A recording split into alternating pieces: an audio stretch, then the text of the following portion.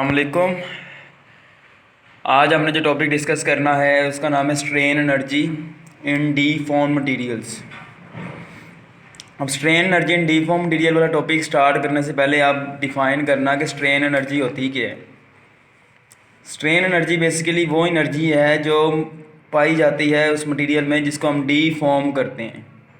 D form का मतलब क्या है, जिसमें हम बगार पैदा करते हैं, इसकी लेंथ, शेप या वॉल्यूम हम चेंज जब करते हैं ना बॉडी को, तो उसमें एनर्जी स्टोर होती है। क्योंकि हम जब किसी बॉडी की लेंथ, वॉल्यूम या शेप चेंज करते हैं तो उसके एटम्स अपनी मीन पोजीशन से डिस्प्लेस हो जाते हैं, तो उनमें एनर्जी स्टोर होती है। वो एनर्जी का नाम है इलास्टिक पोटेंशियल एनर्जी। वो बराबर होती है उस वर्क डन के जो हमने बॉडी पे किया है उसको डी फॉर्म करने में। ठीक है, तो इसकी डेफिनेशन पहले आपको पता होनी चाहिए, बुक में नहीं है पता हो कि it is energy stored in D form material due to displacement of atoms from equilibrium position, यानी mean position in the form of potential energy. ठीक है, और यही एनर्जी जो स्टोर है उसकी वजह से ही बॉडी वापस अपनी एक्चुअल हालत में आ जाती है। तो energy store in D form material due to displacement of atoms from equilibrium position in the form of potential energy से हम कहते हैं स्ट्रेन एनर्जी। और ये एमसीक्यूज भी आता है, स्ट्रेन एनर्जी कौन सी एनर्जी होती है, वो पोटेंशियल एनर्जी होती है, और वो इलास्टिक पोटेंशियल एनर्जी होती है।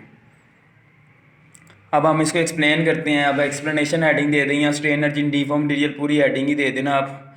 अब इसको हम आगे लेके चल रहे हैं कि कंसीडर अ वायर, एक वायर उसको हमने सस्पेंड किया vertically and it stretch by attaching weights. अब जो हम वेट बढ़ाएंगे तो फोर्स जो अमल करेगी वो बढ़ेगी ऑन दी वायर, और उसका नतीजा ये होगा उसकी एक्सटेंशन भी बढ़ेगी फोर्स की। ठीक है, इसकी लेंथ में चेंज बढ़ेगी। अब if elastic limit not exceed, यानी इलास्टिक लिमिट के अंदर फोर्स और एक्सटेंशन के दरमियान ग्राफ जो होगा वो स्ट्रेट लाइन होगा। ऑलमोस्ट इलास्टिक लिमिट तक ग्राफ स्ट्रेट रहता है। प्रोपोर्शनल लिमिट तो एग्जैक्टली स्ट्रेट होता है ना, लेकिन प्रोपोर्शनल लिमिट तक थोड़ा सा ही डेविएट करता है, ऑलमोस्ट स्ट्रेट लाइन रहता है। प्रोपोर्शनल लिमिट के बाद थोड़ी बाद इलास्टिक लिमिट आ जाती है, तो ऑलमोस्ट इलास्टिक लिमिट के अंदर ग्राफ क्या रहता है, स्ट्रेट लाइन रहता है। अब as body stretch work is done by force will be equal to energy stored, कि हम जब बॉडी को स्ट्रेच करते हैं तो हम जो वर्क डन करेंगे वही एनर्जी स्टोर्ड के इक्वल होगा।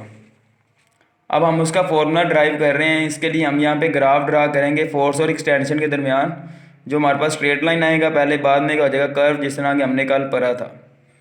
अब यहाँ पे ना एनर्जी स्टोर मैंने आपको बताया वर्क डन के इक्वल है, और आपको पता है हम वर्क डन फोर्स और एक्सटेंशन के दरमियान जो ग्राफ है ना, उस ग्राफ के अंडर जो एरिया होगा वो वर्क डन के इक्वल होगा जो हम बॉडी पे करेंगे फॉर एक्सटेंशन, और वही वर्क डन एनर्जी स्टोर्ड के इक्वल होगा।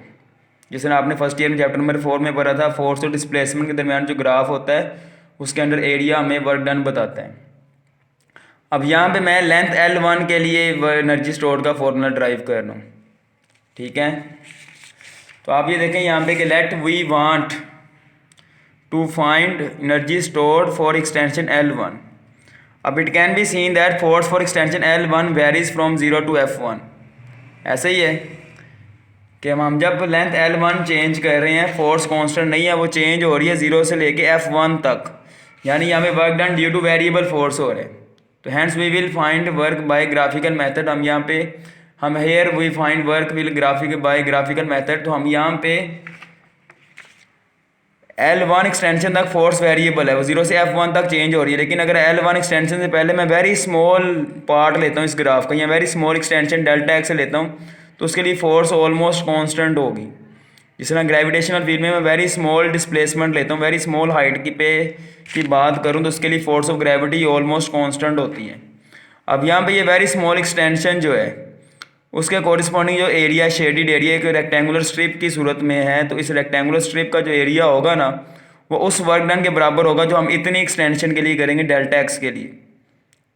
ठीक है, तो अगर मैं इसी तरह तमाम स्ट्रिप्स का एरिया निकाल के ऐड करता हूँ तो टोटल एरिया जो आएगा वो बराबर होगा for work done for extension L1 या energy stored for extension L1। तो यही बताया मैंने कि suppose before extension L1 for very small extension delta x force is almost constant, so work for extension delta x will be equal to shaded area। ठीक है, shaded strip भी आप कह सकते हो, STRI यहाँ पे आना है, R भी आना है, यानी एफ डेल्टा एक्स। तो if we divide the whole graph into small strips then sum of areas of all strips will be equal to energy stored for extension L1। ठीक है, आप चाहे आगे लिख देना फॉर एक्सटेंशन L1, लेकिन understood है कि हम ऊपर से बता के आ रहे हैं, हम उसी की बात करें। अब यहाँ पे आप देखो कि लेंथ L1 तक जो एरिया वो तो प्रॉपर रेक्टेंगल ही एक ट्राइंगल बन रही है ना, तो हम बजाय तमाम स्ट्रिप्स के एरिया को ऐड करने के हम डायरेक्ट ट्राइंगल के एरिया निकालेंगे तो वो तमाम स्ट्रिप्स के एरिया के सम के बराबर ही होगा। यानी यहाँ पे तो ग्राफ की शेप ही ऐसी कि हम डायरेक्ट एरिया से भी निकाल सकते हैं, लेकिन अगर प्रॉपर शेप ना हो तो फिर हमें इसी तरह स्ट्रिप्स बना के ही एरिया ऐड करके निकालना पड़ेगा एरिया, अगर कोई प्रॉपर ज्योमेट्रिकल शेप ना बन रही हो तो। लेकिन यहाँ पे हम कह सकते हैं कि sum of area of all strips is equal to area of triangle OABD। अब ट्राइंगल के एरिया का फॉर्मूला था 1/2 बेस इंटू परपेंडिकुलर। तो आप यहाँ पे देखो बेस यहाँ पे OA के बराबर है और परपेंडिकुलर AB के बराबर है, और बेस को मैं यहाँ पे L1 कह दूंगा और परपेंडिकुलर को यहाँ पे F1 कह दूंगा। तो लिहाजा यहाँ पे हमारे पास 1/2 OA बेस AB परपेंडिकुलर, तो वैल्यू पुट करो 1/2 L1 F लिख दो या F1 L1 लिख दो, बात एक ही है। तो ये हमारे पास this is energy stored due to displacement of molecule from in position in the form of potential energy. और अगर फोर्स न्यूटन में हो, एक्सटेंशन यहाँ पे हम मीटर में रखें, तो जो एनर्जी स्टोर्ड है वो किस में होगी, उसका यूनिट क्या होगा, जूल। ठीक है, अब यही फॉर्मूला जो है ना मैं यहाँ पे लिख सकता हूँ इलास्टिक मॉडुलस की फॉर्म में।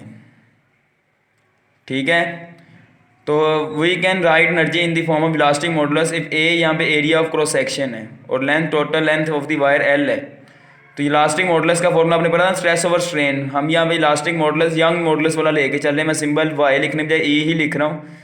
तो F1/A यानी स्ट्रेस नीचे आएगा change in length over original length, यानी इसके नीचे L1/L आना है, तो ऊपर जाके L ऊपर आ जाएगा, कैपिटल L नीचे क्या आ जाएगा L1। अब यहाँ से F1 बराबर आ जाएगा EA इंटू L1/L, ये उधर जाके मल्टीप्लाई हो जाएंगे दोनों और L नीचे आ जाएगा। अब यही वैल्यू इक्वेशन नंबर 1 में मैंने पुट कर दी इसमें। ठीक है, तो EA L1 से मल्टीप्लाई हो गया, तो ये मेरे पास फॉर्मूला बन गया एनर्जी स्टोर्ड का। और ये फॉर्मूला बता रहा है एक्सटेंशन जितनी ज़्यादा होगी एनर्जी स्टोर भी ज़्यादा होगी, और एनर्जी स्टोर्ड एक्सटेंशन के स्क्वायर के डायरेक्टली प्रोपोर्शनल है।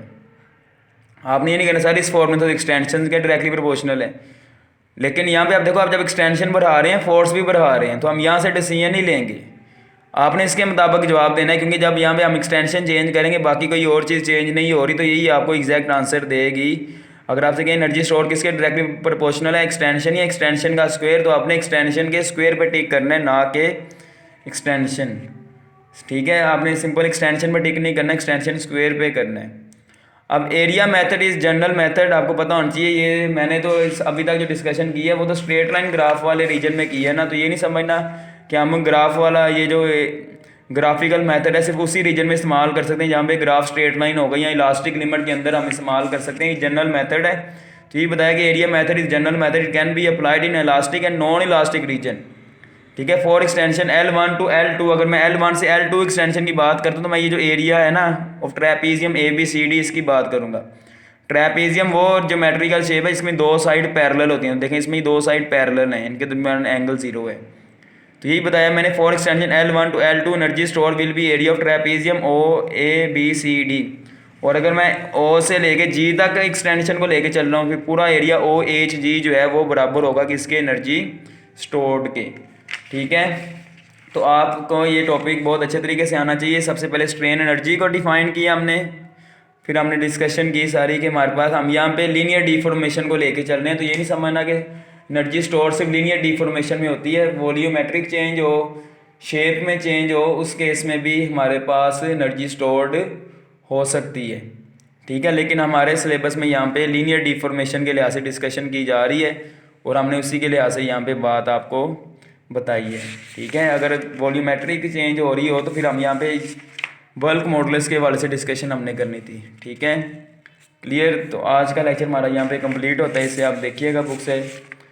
ठीक है, बाकी आप इसे एज इट इज़ लिख सकते हैं, कोई प्रॉब्लम हो तो लाजमी पूछिएगा। आज के लिए इतना ही है, अल्लाह हाफिज़।